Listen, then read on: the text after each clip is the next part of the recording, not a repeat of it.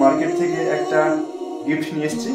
তো তোমরা দেখতে পাচ্ছ গিফটটা ভিতরে কি আছে দেখার জন্য আমার সঙ্গে থাকো। চলো। তো বন্ধুরা ফাইনালি মল্লিকা রেডি হয়ে গেছে গিফট নেওয়ার জন্য।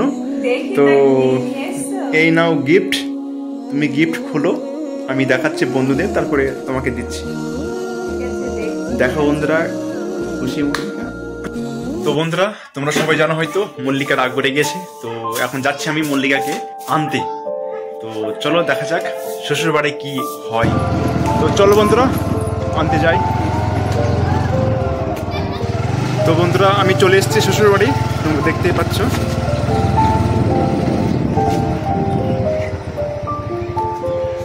খালা কি আবার মন খারাপ তোমার? তো বন্ধুরা আমি চলে এসেছি। মল্লিকা এখানে শুয়ে আছে তো? হ্যাঁ রিদুমা, কি ব্যাপার তোর মুখটা এত ফর্সা লাগছে কেন? রোদ পড়ছে নাকি? মল্লিকা চলো বাবু বাড়ি চলো। বাড়ি যাবে না? চলো চলো আমি আনতে আসলাম। মা বললো ফটাফট যেভাবে গিয়েছে ওইভাবে নিয়ে আয়। যাবো না বাড়ি। রিদুমা তুমি হাসছে কেন মা? ওর কি সমস্যা? কি জন্য তুমি আমরা বাড়ি যাবো না। চলো মা বাড়ি চলো। এই মুখটুকুলি এরকম এত সৌন্দর্য কি আবার হঠাৎ নূরের মতো জ্বলছে? মা কি আবার? মা কি আবার? ও মা মা রিদুমা,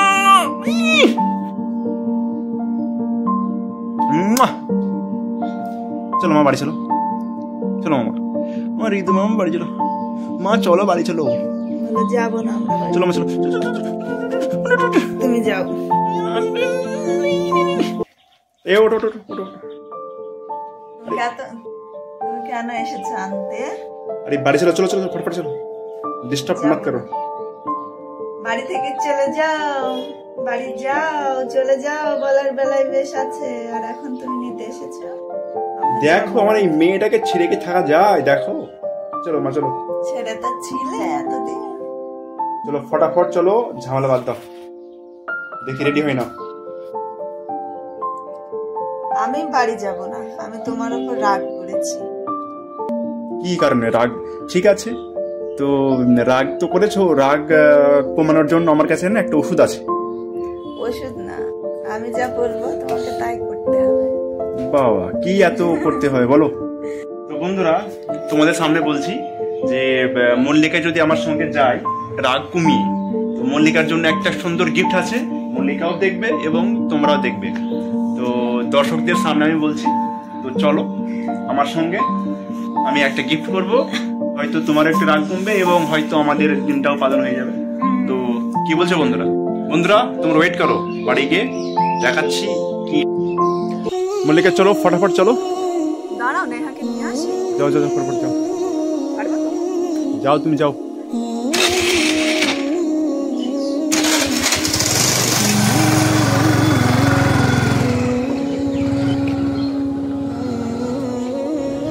তো বন্ধুরা মল্লিকা ফাইনালি মেনে গেছে বাড়ি যাওয়ার জন্য। তো রাগ করে এসেছিল, তো তোমরা সবাই জানো। তো রাগ মানে এই 30% রাগ আর 70% এমনিতেই। তো রাগের বাহানায় এমনি এসছে, এর মানে তা নয় যে পুরোটাই রাগ করে এসছে। তো মল্লিকা এখন এখানে এসছে, তো বাড়িতেও নিয়ে যেতে হবে, তো তার জন্য আমরা আনতে এসছি। ওর চলো দেখি, মানে এটা কোনো নাটকীয় বা মিথ্যা নয়, এটা বাস্তব কাহিনী এবং এর ভিতরে কোনো নাটক নেই, পুরোটাই বাস্তব। ঠিক আছে বন্ধুরা?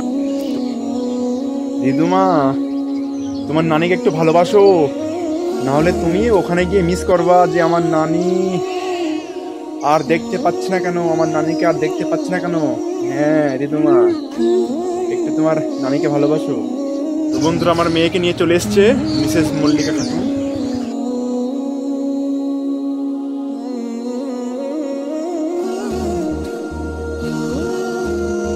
তো মল্লিকা কি আবার লেট কেন হলো হঠাৎ করে? তোমার মেয়ের পড়া শেষই হয়নি সেই কারণে। আর মামনি বলছে যে নেহা খুব গল্প করে, লেখাপড়া কম করে। আচ্ছা সেই কারণে ওর মানে রিড করতেও লেট হয়, লিখতেও লেট হয়।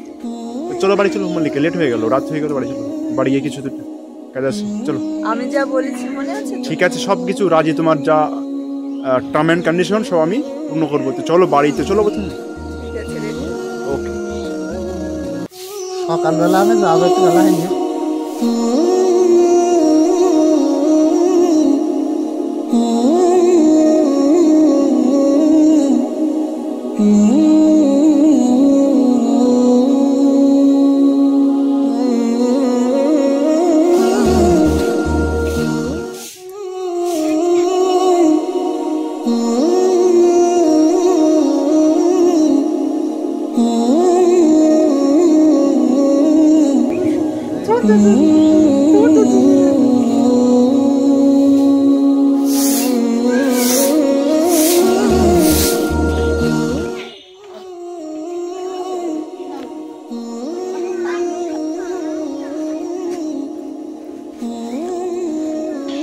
তো বন্ধুরা, মল্লিকা ফাইনালি রেডি হয়ে গেছে, চলো। ব্যাগ নাও।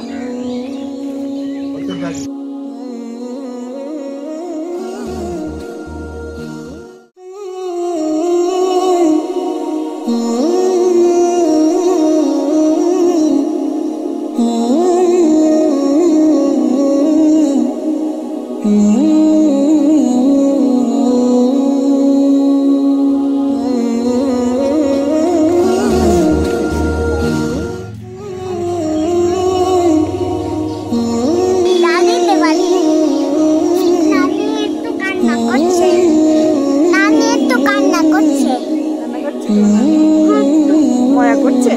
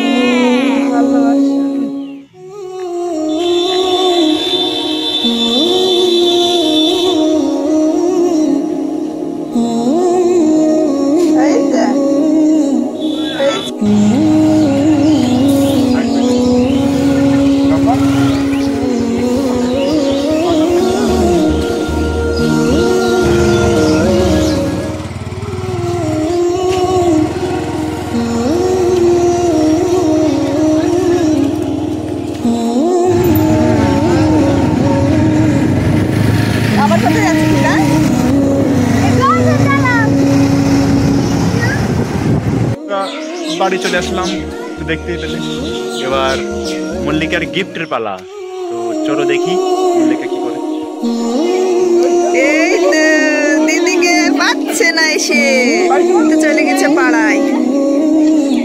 ও বাবা, কই দেখি কখন বাড়ি প্যানে তাকাইছি, ঘর প্যানে এক সমানে তাকাইছে, ঘরের দিকে তাকাইছে। কেউ ঘরে গিয়েছিলে? সবাই একই গো, পালক শাক কে দিল?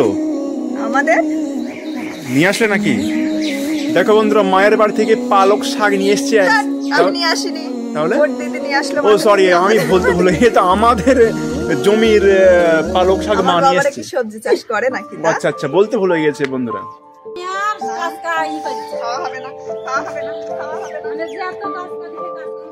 তো বন্ধুরা, দেখতে পেলে মল্লিকা আমাদের বাড়ি চলে এসছে।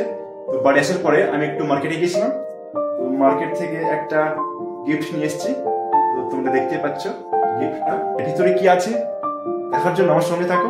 তো চলো, মল্লিকা বলেছিল একটা গিফট করতে হবে, তাহলেই আমি আর রাগ শান্ত হবে। তো চলো রাগটা শান্ত করে দিই নাকি। এর ভিতরে কি আছে দেখার জন্য আমার সঙ্গে থাকো। তো চলো ফটাফট এসো, তুমি বলছিলে না গিফট করতে হবে? হ্যাঁ বলছিলাম তো। এসো, তো খুশি হইও না, বেশি কিছু নেই, অল্প কিছু আছে। তো বন্ধুরা, ফাইনালি মল্লিকা রেডি হয়ে গেছে গিফট নেওয়ার জন্য। তো এই নাও গিফট, তুমি গিফট খোলো, আমি দেখাচ্ছি বন্ধুদের, তারপরে তোমাকে দিচ্ছি। ঠিক আছে, দেখছি। দেখো বন্ধুরা, খুব খুশি মল্লিকা। দেখি, ওয়াও, তুমি খুশি হয়েছো? হ্যাঁ খুব খুশি হয়েছে। এটা ছোট্ট আমার তরফ থেকে একটা গিফট, মানে বাঁশ যাকে বলা হয়, বাঁশ তো নয়, মানে কি আর বলবো, ব্যাস আংটি। আংটি প্রপোজ করছো আমাকে, কিন্তু গিফটটা আমাকে প্রপোজ করার মতো করতে হবে। ব্যাস সব প্রপোজের বয়স শেষ, তোমাকে গিফট করেছি, ব্যাস মানিয়ে নাও।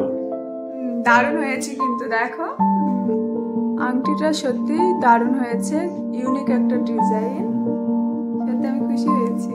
কেননা এটা না আমি মাঝে মধ্যে এরকম ডিজাইন আমি ফোনে দেখতাম, তো দেখার পরে আমার ভীষণ ভালো লাগতো। তো দেখো একটু আমাকে বলি,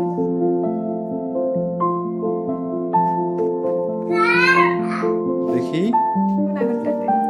এটাতে বন্ধুরা দেখো, এত ঝামেলা সমস্যা কেউ করে? তো ফাইনালি মল্লিকার হাতে বন্ধুরা ফাইনালি বাঁদরের গলায় মুক্তোর মালা পরিয়ে দিয়েছে।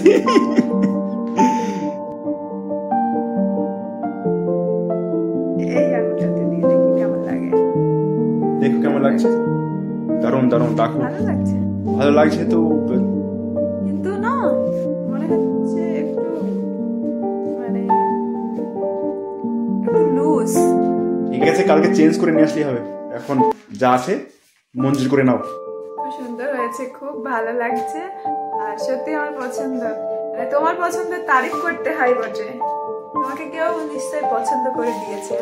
তো বন্ধুরা দেখতে পেলে ফাইনালি আমি গিফট করে দিয়েছি। এর জন্য মারামারি হচ্ছিল যে আসতে পারি একটা শর্ত পূর্ণ করতে হবে, তো শর্ত আমি পূর্ণ করে দিয়েছি। শর্ত না, আমি অনেক দিন থেকে বলছি যে দেখো ফেব্রুয়ারি মাসে বাড়ি আসছি, ফেব্রুয়ারি মাসে কত কিছু ডে আছে বুঝতেই পারছো, কাপলরা আর যারা গার্লফ্রেন্ড বয়ফ্রেন্ড আছে, আর আমার বিয়ে হয়ে গেছে, 2টো বাচ্চা হয়ে গেছে, এর মানে আমার কি কোনো অধিকার নেই তোমার কাছ থেকে কিছু পাওয়া? আচ্ছা এই দেখো বন্ধুরা, এক সেকেন্ড, এই যে কানাটা দেখতে পাচ্ছ, এটাও 3-4 দিন আগে কিনে এনেছি। আবার মানে এই মেয়েদের না মানে সোনা দানা যদি প্রত্যেক ঘন্টায় 1 ভরি করে সোনা কিনে দেওয়া হয়, কিছুই নেই, কিচ্ছু নেই, এই অবস্থা আর কি।